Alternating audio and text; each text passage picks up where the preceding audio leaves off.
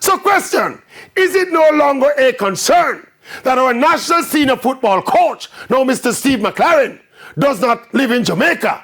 That is now the acceptable norm, signed into his contract.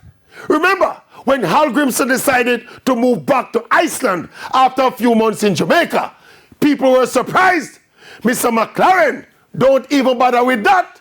He was here for his unveiling back to England. And now he will be here game by game, fly on the same flight with the England-born players. And after the game, then board the flight again. And we don't see the coach again till the next FIFA date. Is that the accepted arrangement between the JFF and Coach McLaren? So with the start of the Jamaica Premier League, no little incentive for the local players who might have hoped to impress the new coach and get a long shot selection to the national team.